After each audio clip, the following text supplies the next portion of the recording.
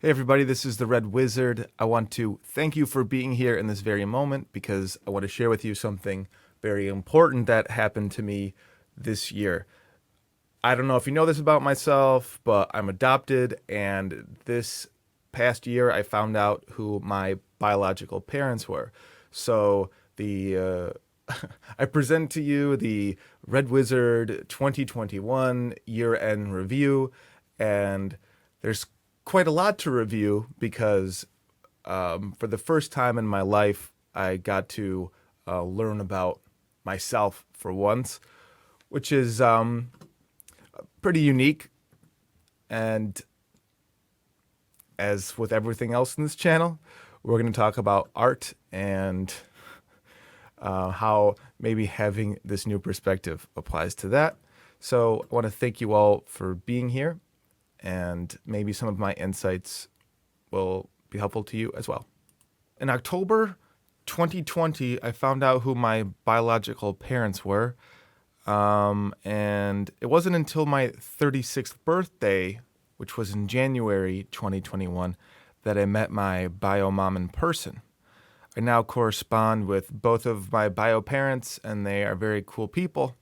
They're both artists, which is pretty wild when you think about it. So, for most of my life, previous to 2021, I was subconsciously expending a tremendous amount of mental energy on subjects like religion, myth, spirituality, mysticism, etc. I wasn't necessarily interested in my own origins. I wanted to know the origins of all people and all stories. Now, in hindsight, of course, I wanted to know what happened to me and where I came from, but I wasn't fully conscious of it. It's funny how we can twist things around in our own minds.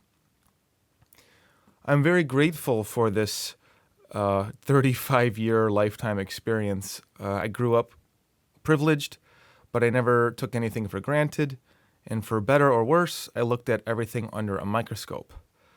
Something like heritage was literally meaningless to me, and I grew up with a universal outlook on faith and humanity.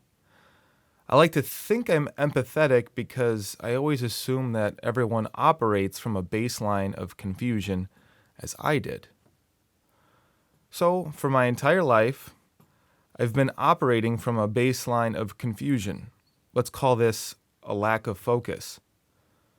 This lack of focus led to some serious frustration in my life. And I guess I could get into that in another video, but with this lack of focus, artistically, I knew I really needed focus.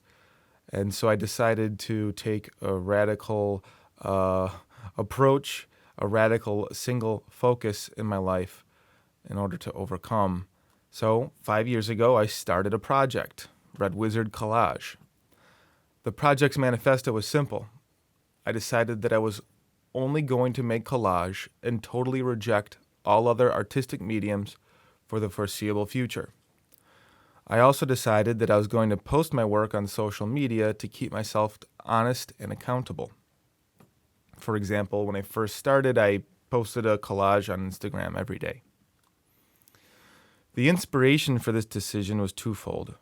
Number one, personally, I knew I had to rein in my ADD and force myself to focus on one medium. I wanted to do too many things, my energies were dissipated, and my art was just like a surface dabbling into different mediums. Number two, I was very much inspired by a Chuck Close quote, which is, "Sign on to a process and see where it takes you." When I heard this, I decided then and there that I would only make collage. This singular focus has been instrumental in my development as an artist. Most importantly, it gave me an intention. A singular focus that directed my energy and streamlined it. This helpful limitation has forced me to look at my medium of choice from every conceivable angle. It has given me an eye for composition, technique, and talent. Creating my own collages and comparing them to others allowed me to naturally find my own style and voice. I guess you could say a child isn't given 5 alphabets to learn at once when a child's learning how to speak. So for 5 years, I gave myself one alphabet, one system, COLLAGE. And I could confidently say I can now speak in COLLAGE. As Chuck Close said, see where the process takes you. This year, the Red Wizard collage process took me to collaging with comics. Going through my old comics, I have fallen in love with comics again. So much so that I am in the middle of writing a graphic novel, and I am pouring everything I have artistically into it. Honestly, I'm loving this so much, I have to say graphic novels might be what I make for quite a long time. So what's the point? Well, I forced myself to focus on one medium for 5 years, which ultimately forced me to learn about collage in every single conceivable way I could, and I've dissected it with my blades, and I've rebuilt it like Dr. Frankenstein. Now I can focus. Now I have discipline, and I have sketchbook batteries full of ideas.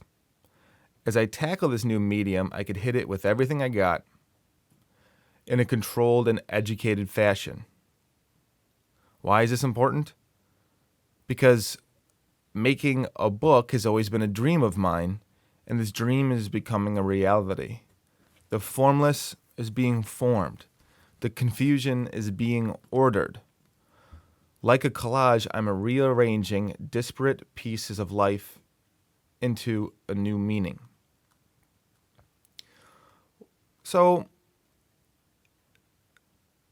if any of you out there are adopted or have, maybe some friends that are adopted, maybe the following can be helpful. Maybe following insights could be helpful for anyone. I don't really know. I can't speak for everyone's experience, but I could speak for my own. When you're adopted, you have two minds. One mind is constructed by the helpful guiding hand of your adopted parents who sincerely love you and want the best for you. Growing up, this mind seems more vivid and visible than your second mind. The second mind is your biological mind, which has its own ancestral programming. This is just as real and just as present, but it's like a bad TV signal. It comes in and out of focus. I believe the adopted biological mind struggles to take shape because the outside stimuli aren't exactly congruent with it.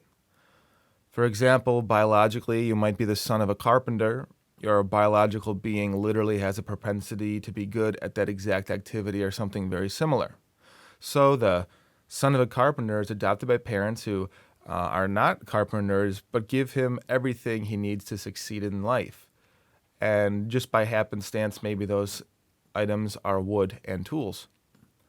The first mind is given an education and presented with good examples on how to live life.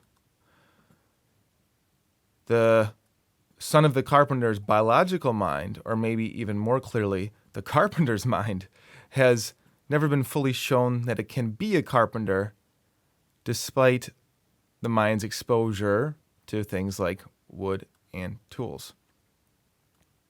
So,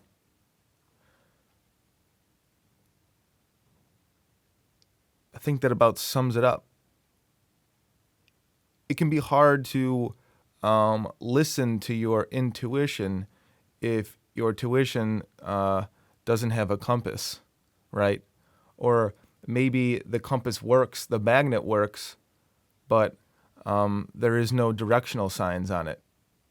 The compass always points north, but if there's no little N, S, E, or W on the compass, it can be tough. So I want to thank all of you for watching this channel. Your comments mean a lot to me. I've got like 85,000 TikTok followers, and I kind of don't give a damn about TikTok because it just doesn't seem real out there. YouTube seems real, and I want to thank all of you for participating in the Red Wizard Collage project. 2022 is going to be an exciting year. I'll be releasing my graphic novel. It's called 1901. I don't quite want to tell you what it's about yet, and maybe that's what my next video will be. I'm going to take a week or two off because it's the end of the year, and I want to spend time with the fam. Oh my gosh, I'm totally lying. I'm going to be in my studio making this book. Anyway, guys, have a happy new year, and I'll see you soon. Thank you. Bye.